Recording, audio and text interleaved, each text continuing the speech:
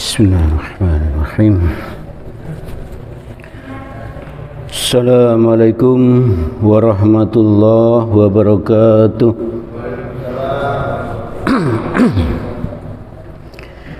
Innal hamdalillah nahmaduhu wa nasta'inuhu wa nastaghfiruh wa na'udzu billahi min sururi anfusina wa min sayyiati a'malina may yahdihillahu fala mudhillalah wa may yudlil fala hadiyalah. Ashhadu an la ilaha illallah wahdahu la syarikalah wa ashhadu anna Muhammadan abduhu wa rasuluh la nabiyya ba'dah. Allahumma salli ala Muhammad wa ala alihi wa ashabihi wa man tabi'ahum bi ihsanin ila yaumiddin. Qala Allah ta'ala fi kitabil karim, a'udzu billahi minasy syaithanir rajim. Bismillahirrahmanirrahim. Innal muttaqina fi jannati wa uyun akhidina ma atahum rabbuhum innahum kanu qabla dzalika muhsinin. Jamaah salat maghrib Masjid Al-Muhajirin yang dirahmati oleh Allah, mari kita senantiasa terus bersyukur kepada Allah karena Allah telah memberikan nikmat-Nya yang sangat banyak kepada kita. Antara lain, kita ditolong oleh Allah untuk bisa istiqomah hadir ke masjid ini untuk sholat berjamaah dan mendengarkan kajian. Mari kita terus berusaha berdoa kepada Allah agar Allah terus menolong kita sehingga kita bisa istiqomah terus ngaji, menghadiri majelis ilmu. Karena di dalam hadis riwayat Muslim nomor 2699 Nabi bersabda, man salaka tariqai yaltamisu fihi ilma sahhalallahu lahu bihi tariqan ilal jannah. Artinya, siapa yang menempuh jalan untuk mencari ilmu, maka Allah akan mudahkan baginya jalan menuju surga. Jadi ibu, bapak, saudara-saudara yang dirahmati oleh Allah, mari kita terus berusaha untuk berusaha istiqomah hadir ke majelis ilmu. Karena hadis yang tadi itu, kalau kita hadir ke majelis ilmu, maka Allah akan memudahkan baginya jalan menuju surga. Semoga Allah menolong kita agar kita mudah untuk bisa hadir ke majelis ilmu. Amin, amin ya rabbal alamin. Ibu bapak, saudara-saudara yang dirahmati oleh Allah, insyaallah 34 hari lagi, insyaallah 33 atau 34 hari lagi kita akan masuki bulan Ramadan. Maka mari kita malam ini mengkaji lagi hal-hal yang berkaitan dengan bulan Ramadan itu, agar kita bisa menjalani bulan Ramadan ini dengan lebih baik dari tahun-tahun sebelumnya.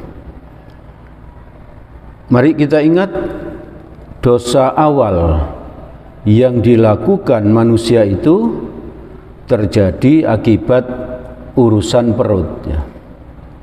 Jadi dosa pertama kali yang terjadi itu karena urusan perut, yaitu Nabi Adam dan Ibu Hawa makan buah kuldi. Nabi Adam dan Ibu Hawa itu berhasil ditipu oleh iblis ya. Sering sekali kita membahas tentang tipuan-tipuan iblis ini. Karena apa? Karena tipuan iblis ini memang sangat halus ya. Dan sering kita itu tidak terasa kalau sedang ditipu oleh iblis. Maka kita sering mengulang-ulang lagi ya, agar kita terus waspada. Jadi Nabi Adam dan Ibu Hawa ini berhasil ditipu oleh iblis. Mereka makan sesuatu yang dilarang Allah, untuk mendekatinya saja itu sudah dilarang ya, apalagi memakannya ya. Akibatnya mereka berdua itu dikeluarkan dari surga, Maka jamaah sekalian, melalui kisah ini Allah sebenarnya mengajari kita, Allah memperingatkan kita bahwa kita juga harus waspada terhadap rayuan iblis. Jadi kalau kita mengingat kisah itu berarti kita harus menyadari betul ya, bahwa kita itu akan dirayu oleh iblis. Dan iblis tidak pernah putus asa ya. Iblis tidak pernah putus asa sampai kita ini berhasil. Maka kita harus ngecas iman kita terus ya. Kita cas iman kita terus, agar apa? Agar tidak berhasil digoda oleh iblis. Dan apabila kita berhasil ditipu oleh iblis, maka kita juga akan makan sesuatu yang dilarang oleh Allah. Kalau zaman sekarang itu yang dilarang untuk kita makan itu adalah apa? Harta hasil mencuri, harta hasil merampok, harta hasil korupsi, hasil menipu, dan lain sebagainya. Jadi kita mesti hati-hati ya. Kalau di zaman Nabi Adam hanya apa? Dilarang mendekati buah khuldi. Tapi kita sekarang ini barang curian, perampokan, korupsi, dan lain-lain banyak sekali. Dan banyak sekali orang yang menganggap harta yang didapat dari hasil seperti itu merupakan sesuatu yang biasa. Bahkan ada ungkapan yang tidak boleh kita iakan, yaitu apa? Mencari yang haram saja sulitnya, apalagi mencari yang halal. Kita sebagai orang Islam, apalagi kita istiqomah menghadiri majelis ilmu, kita tidak boleh berkata seperti itu. Kita tetap berprinsip bahwa kita akan mencari harta yang halal. Karena apa? Karena kalau kita makan barang yang haram, maka kita pun akan mengalami seperti yang dialami oleh bapak kita, yaitu Nabi Adam. Yaitu apa? Tidak bisa masuk surga, Maka jamaah sekalian, mari kita berhati-hati agar kita selalu waspada terhadap iblis ini. Kita harus menganggap bahwa iblis dan syaitan ini sebagai musuh kita yang paling utama ya. Musuh kita yang paling berat. Karena apa? Mereka itu tidak bisa kita lihat ya, dan mereka bisa melihat kita ya. Seperti orang bertinju dengan mata ditutup itu kan, kita nggak bisa memukul sama sekali ya. Nah ini juga kita tidak bisa menghindar dari iblis itu ada di mana, syaitan itu ada di mana, dan lain sebagainya ya. Maka kita sendiri harus mewaspadainya agar kita tidak sampai memakan sesuatu yang dilarang oleh Allah, sehingga kita bisa dengan mudah masuk ke surganya Allah. Alhamdulillah, ibu bapak, saudara-saudara yang dirahmati oleh Allah, Allah menyiapkan bulan diklat ya. Kita istilahkan bulan diklat, pendidikan dan latihan ya. Pendidikan dan latihan, yaitu bulan Ramadan. Agar kita bisa menjadi orang yang bertakwa. Sebagaimana yang disampaikan di Quran surat kedua ayat 183 bahwa salah satu tujuan orang berpuasa itu adalah agar kita ini menjadi orang yang bertakwa. Maka jamaah sekalian, mari kita manfaatkan ya, bulan Ramadan yang sebentar lagi akan kita masuki ini untuk apa? Untuk meningkatkan kualitas hidup kita. Kita anggap Ramadan tahun ini seolah-olah Ramadan terakhir kita. Syukur alhamdulillah kalau kita berhasil masuk ke bulan Ramadan tahun ini. Lalu kita ditolong Allah untuk bisa beribadah secara maksimal di bulan Ramadan itu. Lalu bisa kita keluar dari bulan Ramadan itu dengan apa? Dengan mendapatkan ampunan Allah, mendapatkan pembebasan dari api neraka, dan menjadi orang yang bertakwa. Lebih bersyukur lagi kalau kita berhasil mendapatkan Lailatul Qadar, dan bersyukur lagi kalau tahun depan pun kita masih sampai ke bulan Ramadan. Tapi untuk menyemangati kita agar kita bisa berusaha lebih maksimal, mari kita anggap Ramadan tahun ini sebagai Ramadan terakhir kita ya. Sebab tahun depan itu terlalu jauh bagi kita untuk berangan-angan bahwa kita akan sampai. Jangankan tahun depan, yang kurang 1 bulan ini lagi aja sudah banyak saudara kita yang tidak sampai ya, yang tidak sampai. Dicabut nyawa sebelum bulan Ramadan. Semoga kita bisa sampai. Amin. Apa balasan bagi orang yang bertakwa?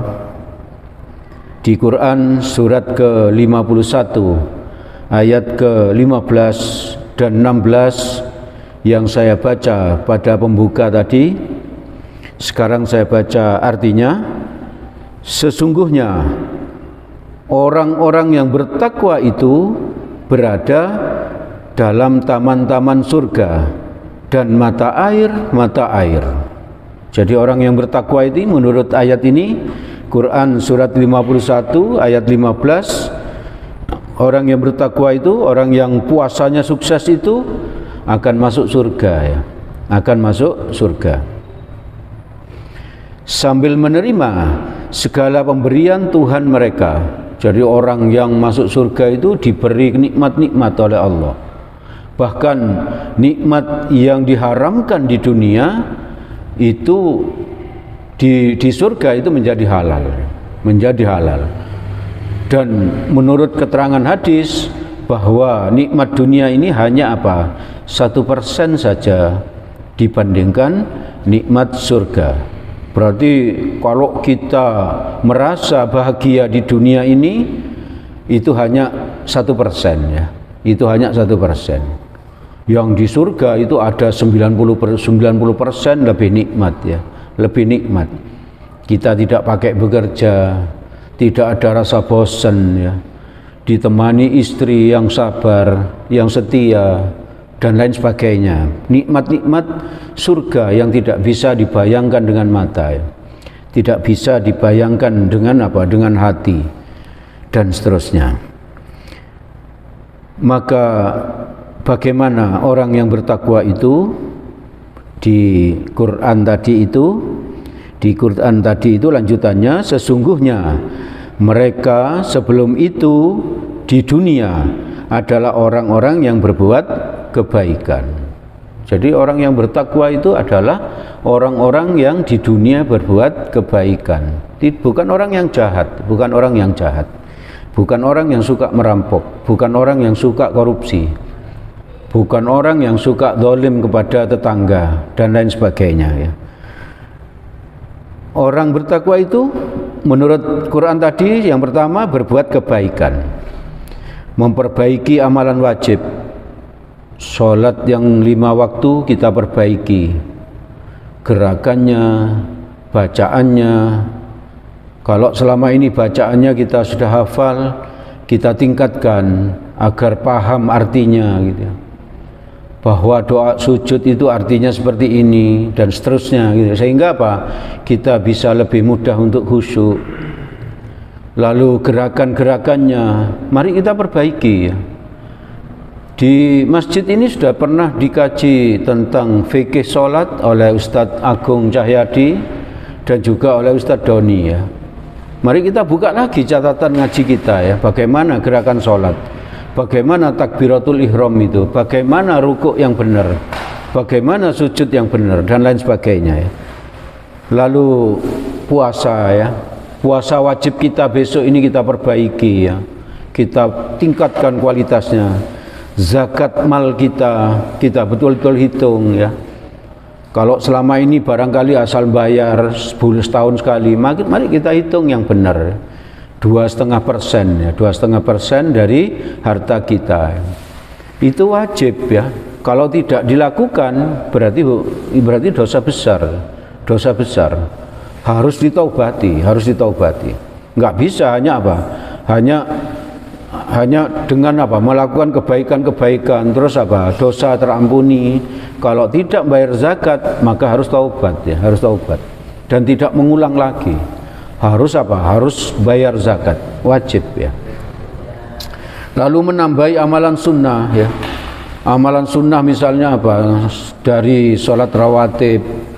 Barangkali kalau selama ini belum pernah sholat sesudah maghrib misalnya, maka mari kita tambahi ya, sholat rawatib kita.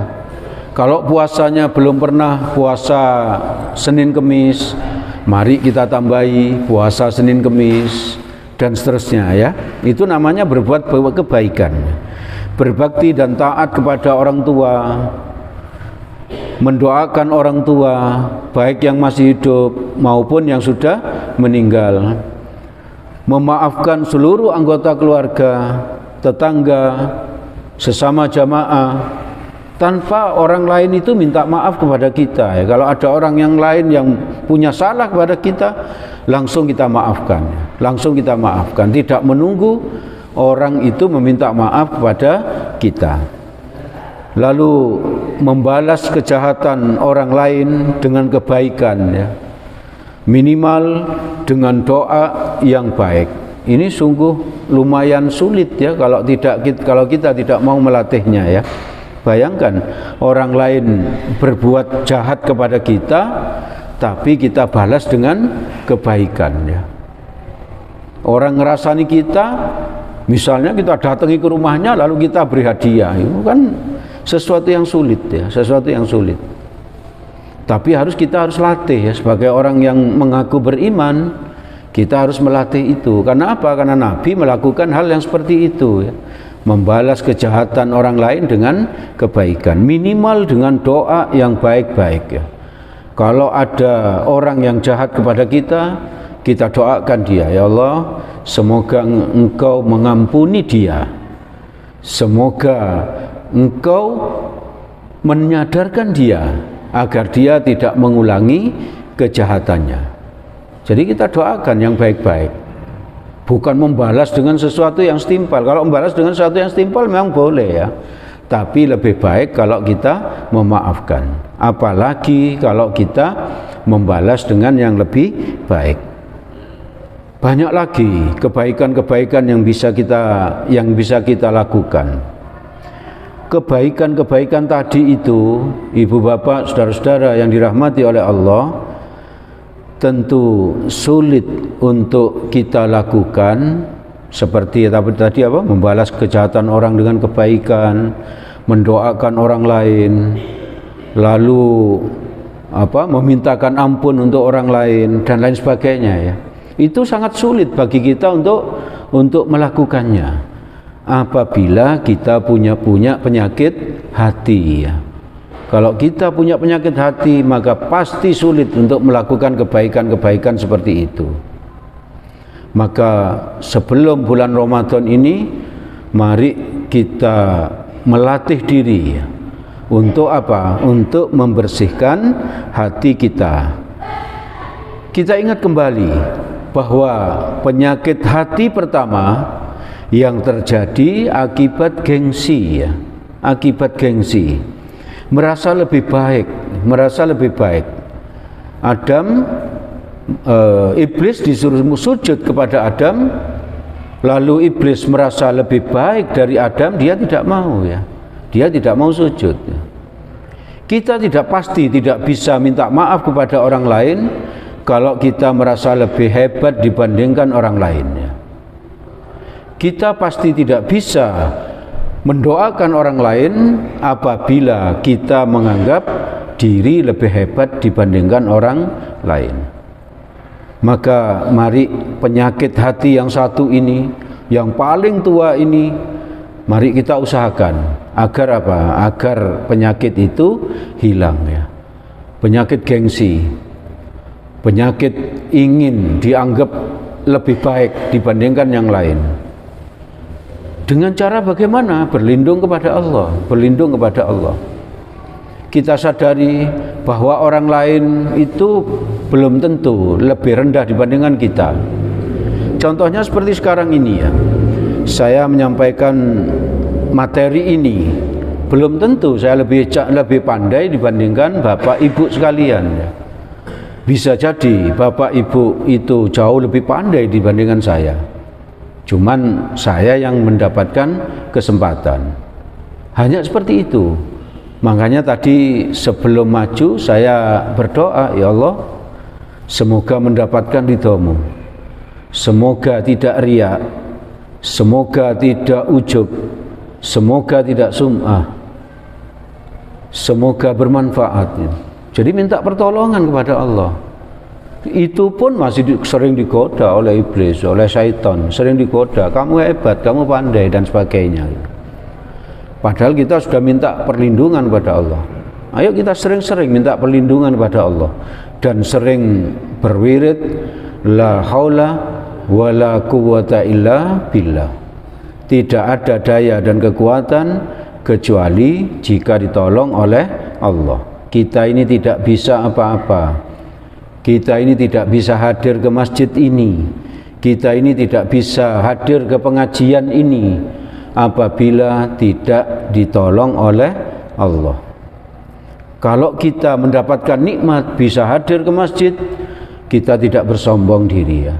Kita bersyukur kepada Allah karena Allah menolong kita. Kita bilang Masya Allah, la quwwata illa billah. Masya Allah, sesungguhnya ini terjadi karena pertolongan dari Allah. Tidak ada daya dan kekuatan kecuali jika ditolong oleh Allah. Terus seperti itu, merasa diri ini tidak bisa apa-apa.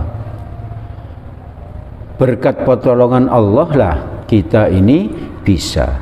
Maka mari kita hilangkan pelan-pelan. Sebelum Ramadan ini kita berusaha menghilangkan penyakit yang paling tua ini.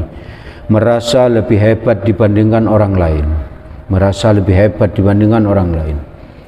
Dengan sering-sering berdoa kepada Allah, minta pertolongan. Dan yang kedua, merasa tidak bisa apa-apa jika tidak ditolong oleh Allah. Merasa tidak bisa apa-apa kalau tidak ditolong oleh Allah. Terus kita perbanyak wirid seperti itu ya. Perbanyak ya. Di waktu kita berdiri, di waktu kita naik kendaraan, di waktu kita bekerja, kita sering-sering berwirid subhanallah, alhamdulillah, wala ilaha illallah, Allahu akbar. Di dalam hati kita, la haula wala quwwata illa billah. Terus perbanyak sebanyak kita ingat ya, sebanyak kita ingat ya. Kalau kita tidak berhasil menghilangkan penyakit yang tertua itu, maka akan muncul penyakit-penyakit hati susulan ya. Kita sering bersumpah palsu ya, karena gengsi. Kita sering melakukan kesaksian palsu karena gengsi. Kita korupsi karena gengsi, karena khawatir tidak dianggap kaya ya. Maka korupsi ya. Kita akan memfitnah orang ya. Kita akan mengkhianati orang karena penyakit tadi itu ya. Tidak bisa mengaku bisa ya, tidak bisa apa-apa mengaku bisa ya. Tidak pandai mengaku pandai. Tidak kaya mengaku kaya. Penyakit-penyakit susulan berikutnya, riya, ujub, dan terus-terusnya. Banyak lagi penyakit yang bisa ditimbulkan gara-gara gengsi tadi. Itu penyakit yang paling tua. Alhamdulillah, sekali lagi alhamdulillah, ada diklat Ramadan ya. Ada diklat bulan Ramadan. Allah dan Rasul di bulan Ramadan ini mendidik kita untuk memperbaiki akhlak kita. Bahkan Allah dan Rasul itu seolah-olah mengancam kita ya. Seolah-olah mengancam kita. Kalau kita tidak mau memperbaiki akhlak, ancamannya cukup serius ya. Yaitu apa? Allah akan mengurangi pahala puasa kita. Bahkan tidak memberi pahala puasa sama sekali. Jadi kita itu puasa, tidak berdosa karena puasa, tapi tidak mendapatkan pahala. Atau apa? Atau pahalanya terkurangi ya. Pahalanya terkurangi. Perhatikan hadis riwayat Tabrani. Saya baca artinya. Betapa banyak orang yang berpuasa namun dia tidak mendapatkan dari puasanya tersebut kecuali rasa lapar dan dahaga. Maka mari kita evaluasi puasa kita tahun-tahun sebelumnya ya. Kenapa kok kita berpuasa ini sudah berapa tahun kita puasa ya? Kalau kita puasa mulai umur 7 tahun, sekarang saya sudah umur 58, berarti saya puasa itu sudah 51 tahun ya. 51 tahun. Tapi kenapa kok kualitasnya hanya tetap seperti itu saja ya? Padahal sahabat-sahabat itu, sahabat Nabi, puasanya itu hanya ada yang 3 tahun ya. Hanya ada yang sekian tahun, setelah 3 tahun meninggal ya. Karena puasa itu kan diwajibkan setelah perintah sholat dan lain sebagainya itu. Jadi ada sahabat yang puasanya hanya 4 tahun. Nabi sendiri sekitar 7 tahun ya. Nabi itu puasanya diwajibkan hanya sekitar 7 tahun. Tapi Nabi kualitasnya luar biasa. Ada yang tadinya budak, para sahabat Nabi itu ya, ada yang tadinya budak lalu apa? Menjadi gubernur. Ada yang tadinya rakyat jelata lalu jadi panglima perang. Banyak lagi prestasi-prestasi yang luar biasa. Lah bagaimana kalau besok kita di padang mahsyar dijejerkan dengan Bilal ya? Misalnya Bilal itu seorang yang budak ya, hitam pekat ya. Tapi prestasi dunianya Bilal itu adalah seorang gubernur ya. Seorang gubernur. Nah kita ini ada yang kuliah S1, ada yang kuliah S2, S3 ya. Tapi nggak bisa jadi gubernur. Nggak bisa jadi gubernur. Jadi mari kita evaluasi ya, prestasi dunianya aja sudah kalah dengan para sahabat ya, apalagi prestasi akhiratnya. Jadi tidak ada alasan bagi kita untuk membanggakan diri bahwa kita ini pasti akan masuk surga, bahwa kita ini sudah sangat khusyuk, bahwa kita ini sudah lebih hebat dibandingkan yang lain. Tidak ada alasan untuk itu. Kalau kita sudah merasa lebih hebat itu coba kita bandingkan dengan sahabat ya. Kalau kita merasa khusyuk, bandingkan sholat kita dengan Ali bin Abi Thalib ya. Bagaimana sholat Ali bin Abi Thalib? Suatu saat Ali bin Abi Thalib kena panah di pahanya ya. Lalu waktu itu kan belum ada dokter bedah, belum ada bius gitu ya. Bagaimana cara mencabutnya panah itu? Maka Ali bin Abi Thalib bilang, saya akan puasa sunnah 2 rakaat. Nanti di saat saya sujud, tolong panah ini dicabut gitu ya. Maka apa? Ketika Ali bin Abi Thalib itu sujud, panah itu dicabut. Ali bin Abi Thalib tidak merasa kalau panah itu dicabut.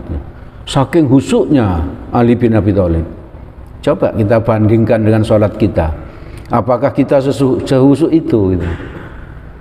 Jadi ibu bapak, saudara-saudara yang dirahmati oleh Allah, di bulan Ramadan inilah kita berusaha meningkatkan kualitas kita, kualitas ibadah, kualitas akhlak, kualitas hati kita.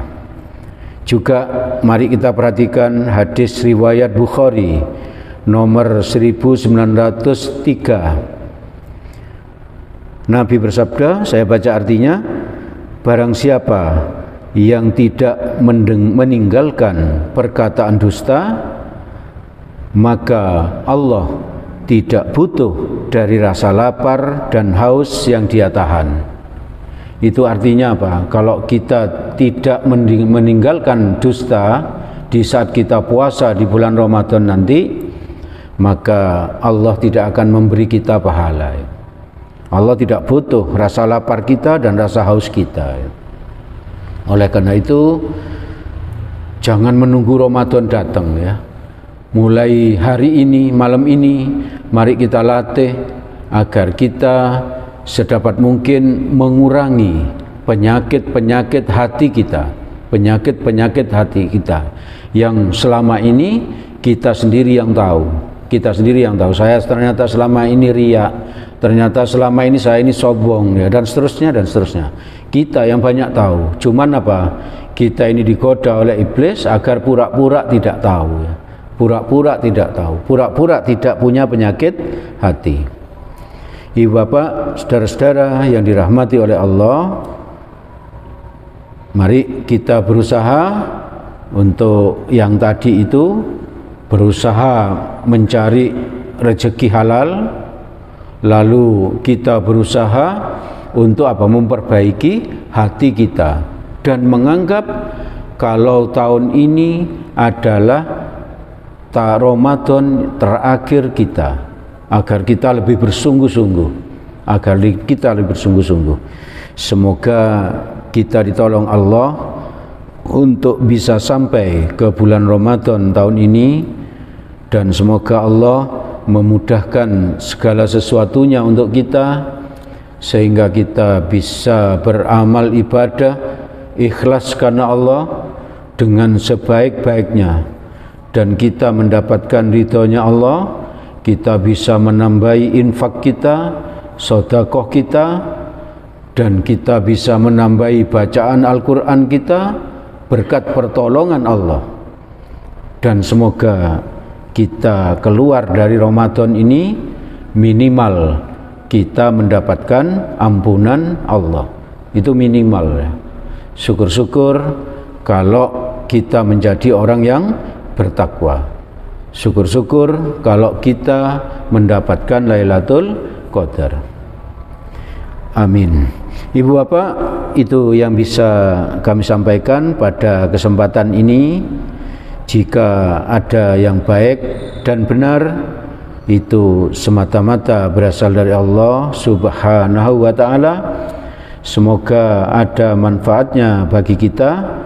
Semoga Allah menolong kita agar kita bisa mengamalkannya. Amin. Apabila ada salahnya, saya mohon maaf yang sebesar-besarnya.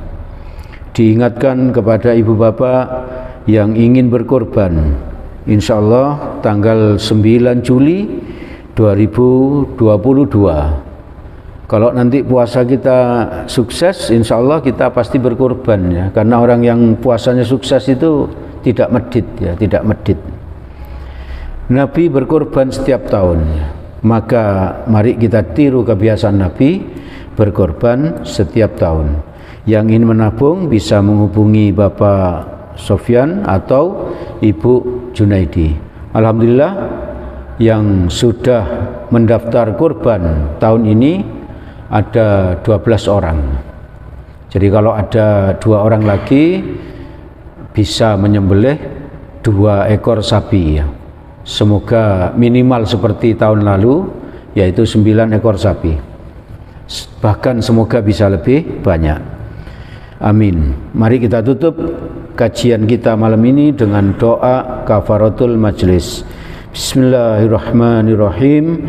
Subhanakallahumma wa bihamdik asyhadu an la ilaha illa anta astaghfiruka wa atubu ilaik. Billahi taufik wal hidayah. Assalamualaikum warahmatullahi wabarakatuh.